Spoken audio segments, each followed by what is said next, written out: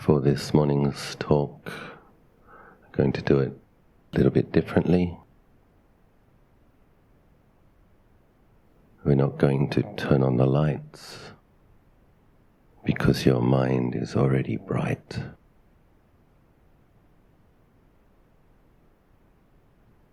I'm not going to look at the teacher because you have your inner mindfulness and wisdom. Rather than talk about new things, the tendency of the modern world is to want more, better, new, different way of looking at it.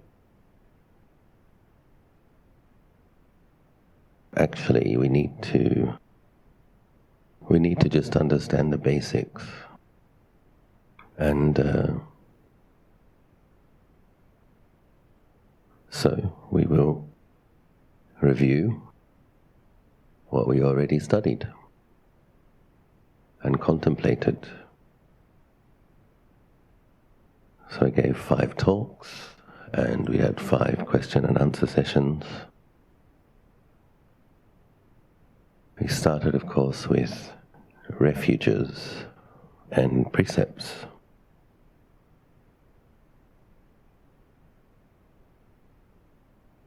Taking Lord Buddha as refuge, taking the principle of Buddhahood as refuge, the fact that a mind can be trained, can be purified, can be liberated, is demonstrated by the Buddhas.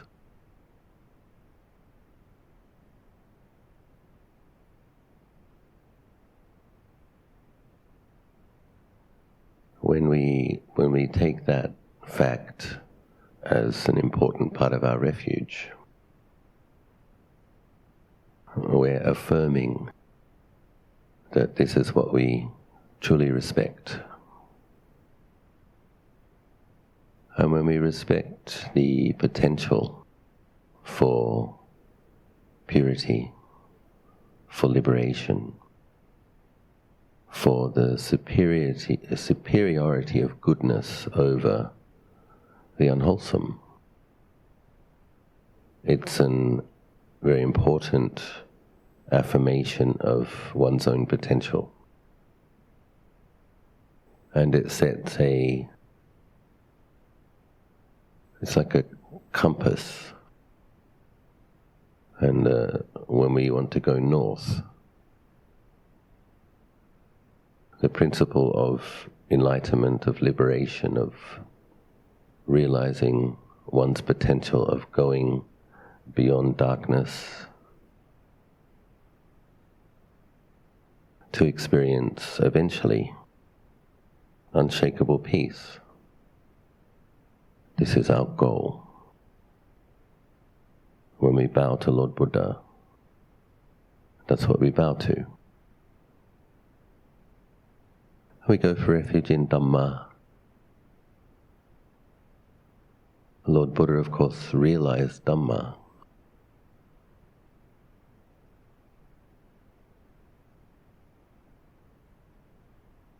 After Lord Buddha was liberated, he reflected that if we don't have someone or something to respect, so life is lacking something.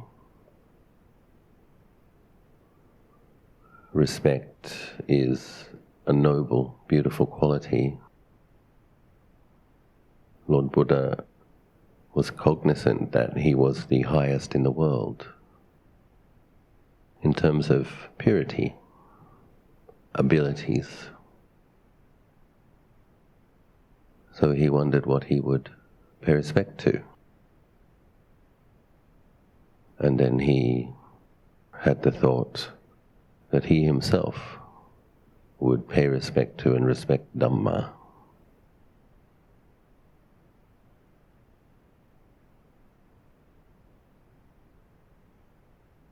In a way, everything is Dhamma. You have wholesome Dhamma, neutral Dhamma, unwholesome Dhamma. When we respect Dhamma as part of the three refuge, we are respecting Buddha Dhamma, the teachings of the Buddha that he laid down, which are like the map, the instructions. But more simply than that, deeper nature, the truth of deeper nature.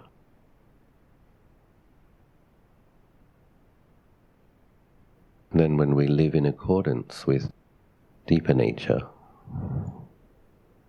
the mind is purified and liberated. The Dhamma path is the Eightfold Path, often abbreviated as Dana, Sila, Bhavana, being generous, being selfless, being virtuous, cultivating the mind, cultivating, purifying the mind.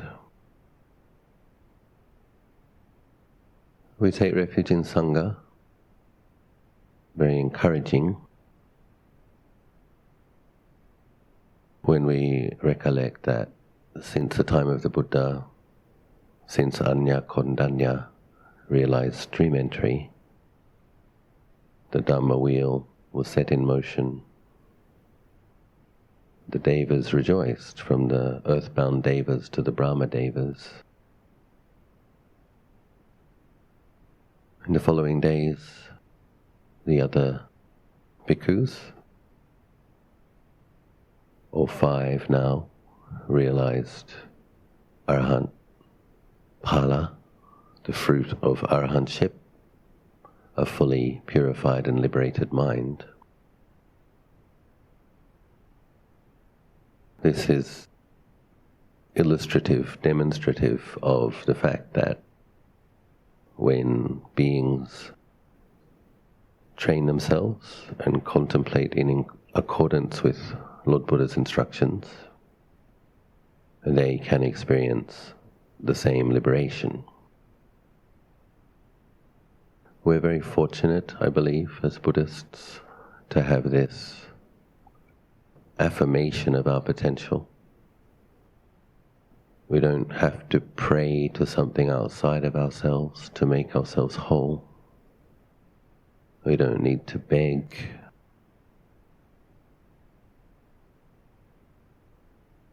We don't need to pray to a God to help us realize. We have to work with nature to cultivate our better nature and realize ultimate nature, Dhamma, Buddha Dhamma.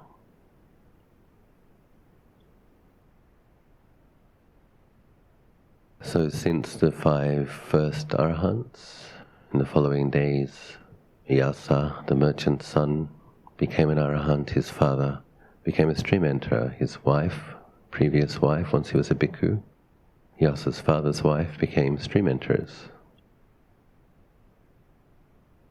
Also a very important occasion because it demonstrated that you didn't have to be a bhikkhu to experience Nibbana, the unconditioned, unborn, undying.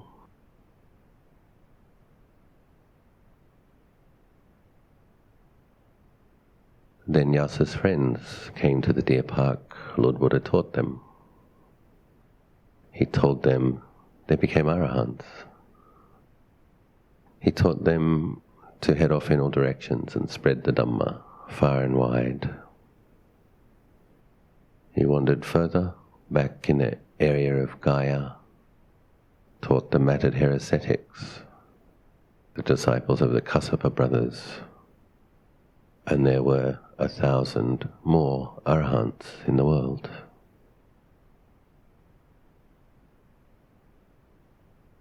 We don't know that much about the previous generations of Arahants, but we do know that there has been an unbroken lineage. And although the numbers are not as great as they were, according to nature, everything changes. Lord Buddha said himself his sasana would last a certain amount of time, and then it would no longer be here. But it is here now, and we do still have. We do know about Luang Por Chah. We know about Luang Por Man. We know about some of Luang Por Man's teachers, some of Luang Por Chah's teachers, Venerable Luang Por Sao, Luang Por Kinari, Luang Por Tongrat. And we have contemporary masters who we respect. Luang Por Pia Kajananana Tantan, Luang Por Liam, etc. And we know that it's possible for lay people who practice sincerely to develop samadhi, insight, and sometimes to attain the first level of enlightenment. Luang Por Nun sometimes mentions in his Dhamma talks that by the end of Lord Buddha's life, 75% of the lay people in the kingdom of Rajgir were stream enterers. Quite remarkable. We understand the way karma and merit works.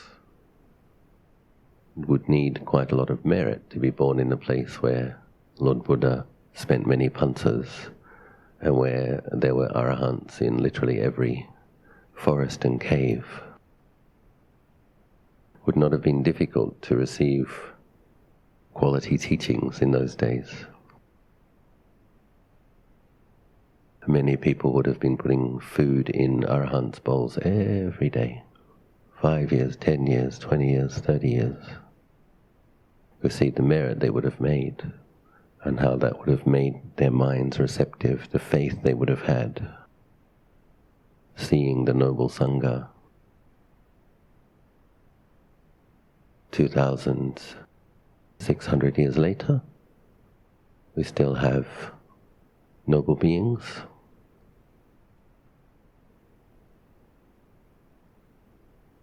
And this is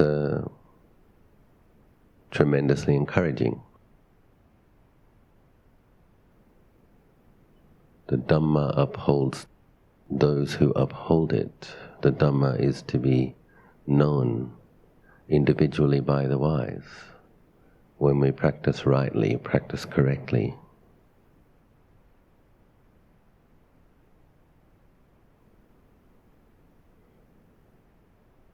I gave a talk on Buddhanusati. We were looking at the prerequisite causes that give rise to Buddhas. Simply to have a sense of gratitude or love. How extraordinarily long and difficult is the path from Patujana, ordinary worldly being, to Kalyanajana, lovely being, to noble being. Sumedha, the forest-dwelling hermit, was already a very noble being when he received his prediction of Buddhahood. But it's important to acknowledge and recollect that millions of lives before that he was an ordinary being. At some point, that ordinary being decided to cultivate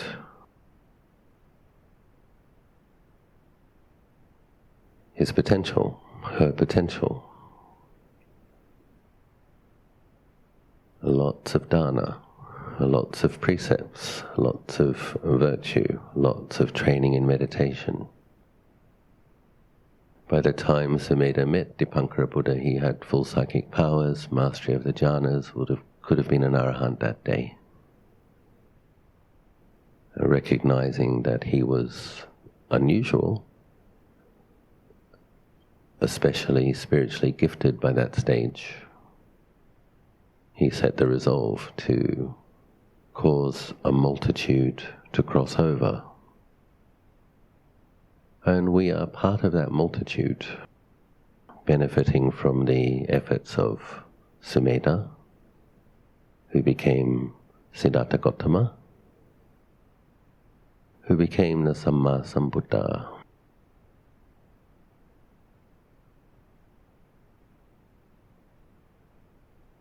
And gratitude is a very beautiful quality.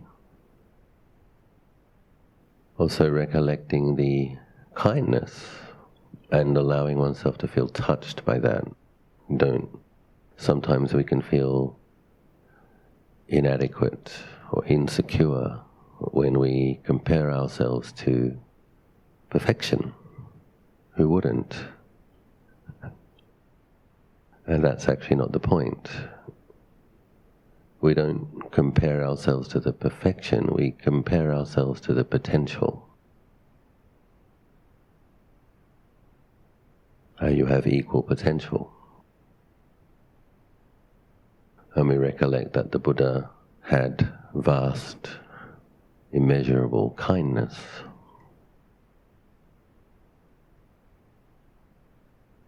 And we take encouragement from that. The blessings of Buddhas is a real thing. Difficult to see, difficult to understand, but nonetheless, great masters have explained. It's one of the reasons we chant the parittas, the blessing chants, the protection chants. Some of the merit of the Buddha, Dhamma and Sangha comes and protects, supports.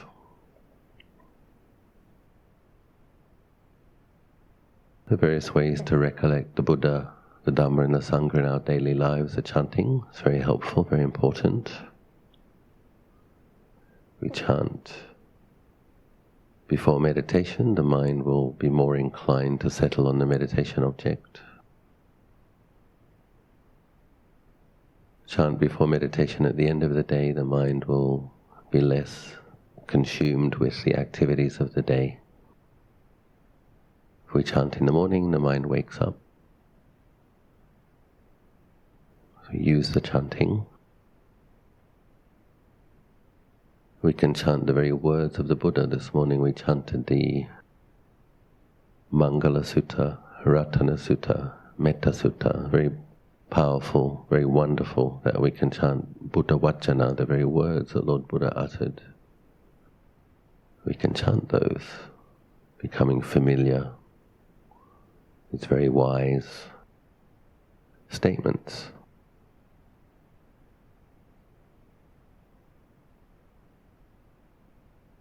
We reviewed the 5 hindrances. By now, several days of meditation, many meditation sessions, you will have observed sensual craving, irritation, aversion, sloth and torpor, restlessness, worry,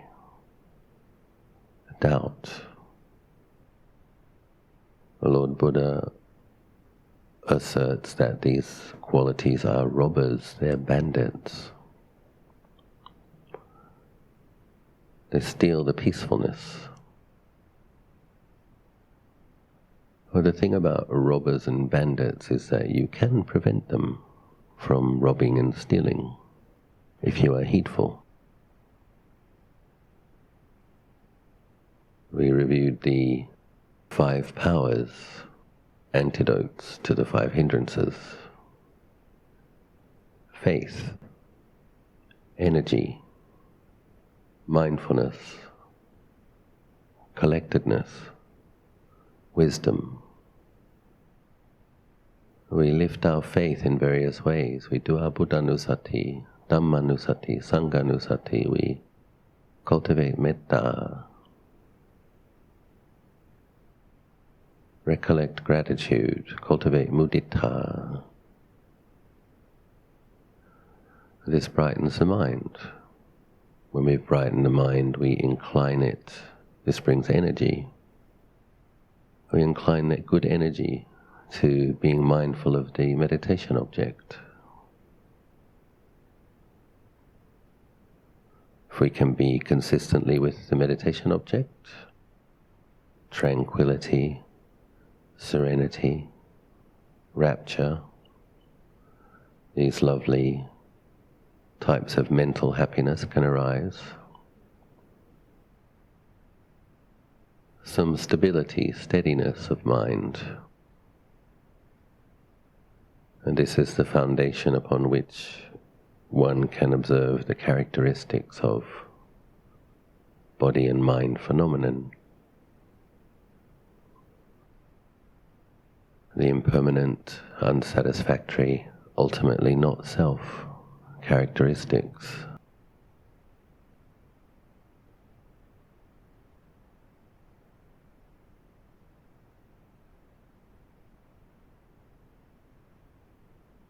We went through the Dhammacakka Sutta.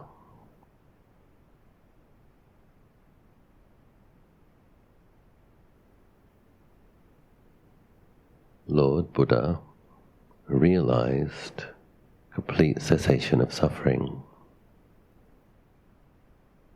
When he realized that, he had to formulate a way to describe to us how we might do the same thing. And then we have the Four Noble Truths. Dukkha, birth is dukkha, aging is dukkha, death is dukkha, separation from the loved, association with the disliked. This, for beings in a conditioned world, is inevitable.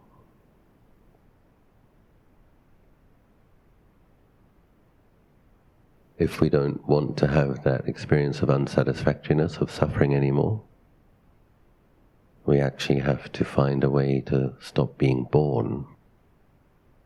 Because if you are born, it's a package deal. With birth comes aging, sickness and death, separation from the loved, association with the disliked, from kings to peasants.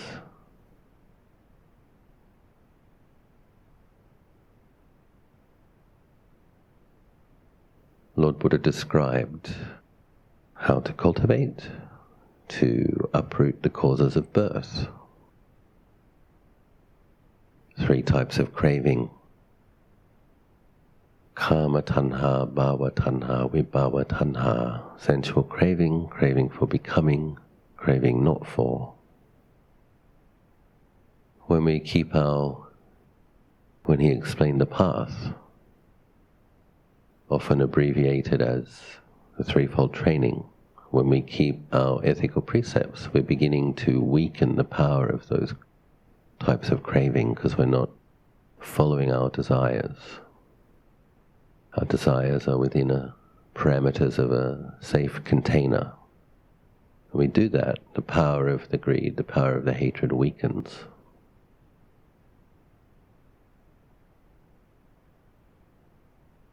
When we cultivate further, the mental cultivation part of the threefold training, we, in the beginning, have to reflect wisely.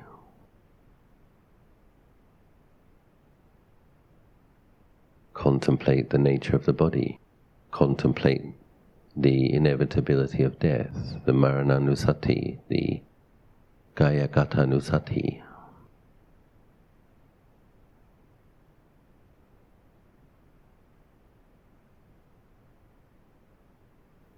We studied the Anattalakkhana Sutta, the sutta on not self.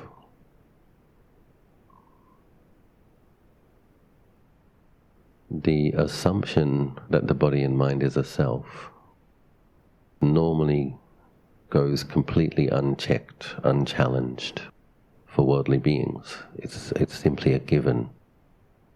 And with that assumption, beings strive to accomplish all sorts of things.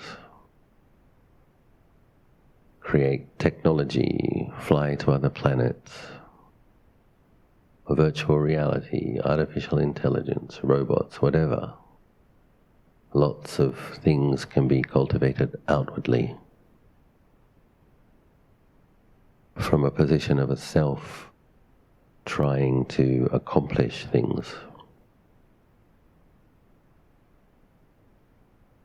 But this whole realm of being a being who thinks it's a self in a world is fraught with suffering. So Lord Buddha encourages us to have a look.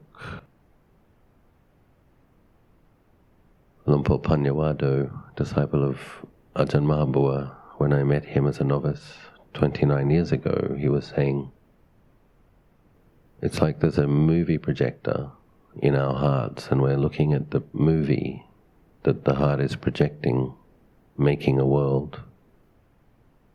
And we said what we have to do is we have to come and look at the movie projector. What is it? What is it that's projecting? And is it as it seems?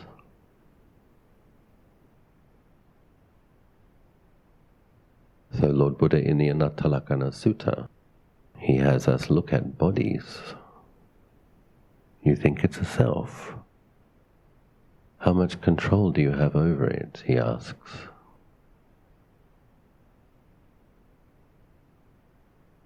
Very little, the bhikkhus respond.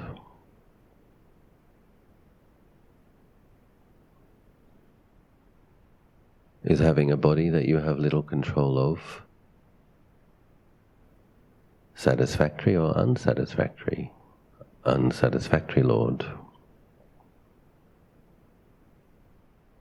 Similarly with feelings.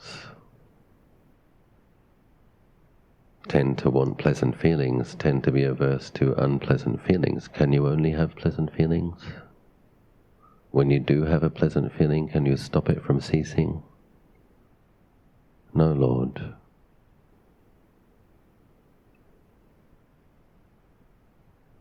Perceptions. How much control do you have over your perceptions? If you did have control, you would like to perceive things beautifully. You would prefer not to be irritated, annoyed. How much control do we have? Not much, Lord. Is that satisfactory or unsatisfactory? That's unsatisfactory. Consciousness. If we had control of consciousness, you'd probably choose the jhana consciousness. Mind, sense space, absorbing in infinite base of space. Infinite base of nothingness. Have a fabulous break.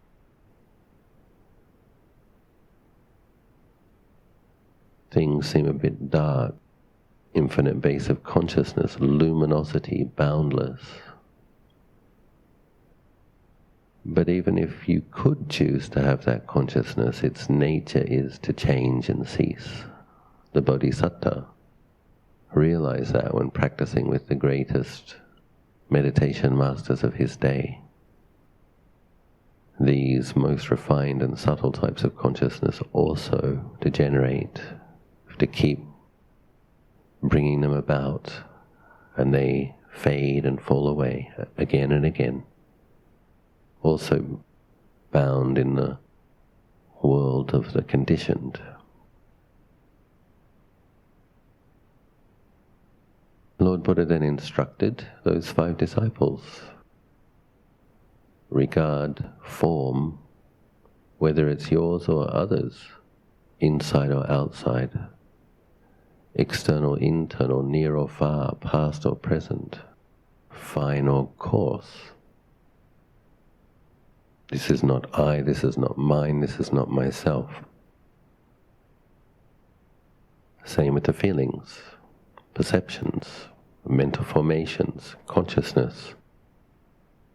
This is not mine, this is not I, this is not myself. Those bhikkhus, because they had great mindfulness and steady minds, having trained in samadhi, when they applied the light of clear knowing of the characteristic of unsatisfactoriness and saw it as it was, the darkness of ignorance and delusion that feeds craving, is the foundation of craving. The darkness disappeared. The craving fell away. The minds were liberated. They experienced disenchantment, dispassion.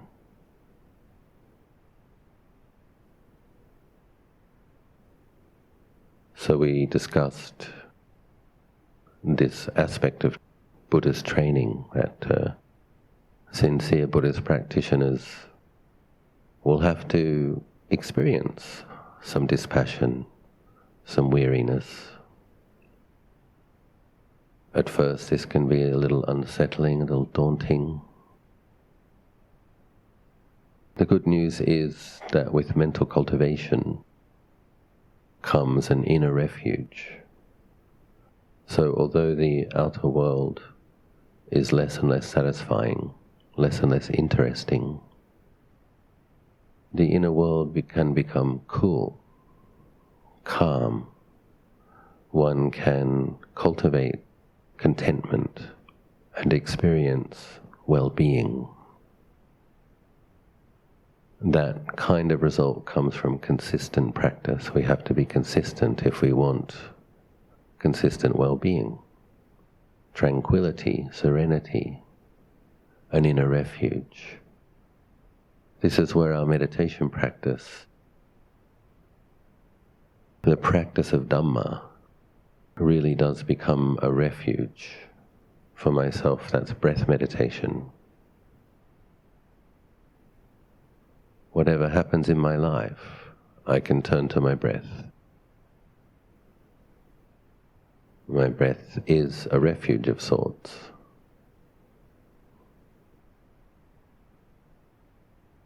It sounds like an absurd statement. My breath is my refuge. But after cultivating breath meditation for 30 years, it actually is. Because when one trains oneself to be mindful of the breathing, when one knows the in-breath as it is, knows the out-breath as it is, knows the spaces in between, a quality of presence of mind is there. Clarity. Clarity and presence of mind can see thoughts as thoughts, feelings as feelings, get some space from them, maintain some equipoise, train oneself not to fall into craving and aversion, re-establish balance, equanimity. Practice of meditation, when we're very sincere and consistent for years, becomes an inner refuge in here and now. When we train with Buddha as well, Lord Buddha, awake, aware, holy. Buddha means cultivating that awareness, wakefulness, holiness, purifying the mind. I would assume that when the day comes when the breathing stops in this body, the mind has also trained with Buddha. The mind can hold Buddha, Buddha, mindful knowing. Lord Buddha reviewing his enlightenment in awe, with wonder. How is this even possible in this world which is darkness? to have transcended the world. These four foundations of mindfulness, when cultivated, made much of, lead to the deathless and merge in the deathless. We train in Buddha, we train in taking wakefulness, taking presence of mind, taking clarity, taking truth-discerning awareness as a vehicle. When we die, the body dies, that's what we hold on to. With Buddha,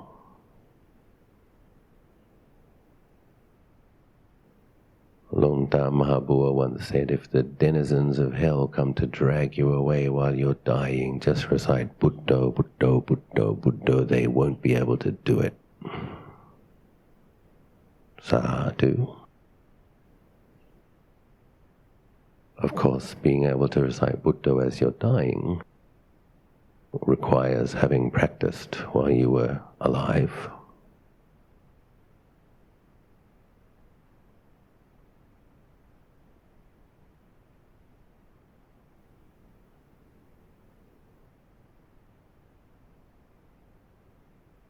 So you have a couple more hours to enjoy what remains of the meditation retreat, cultivating truth-discerning awareness,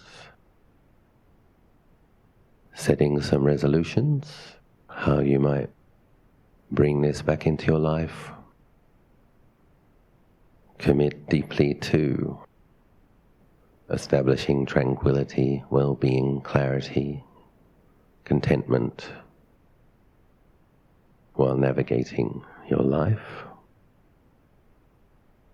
I wish you every success. I hope something I've said may have been useful.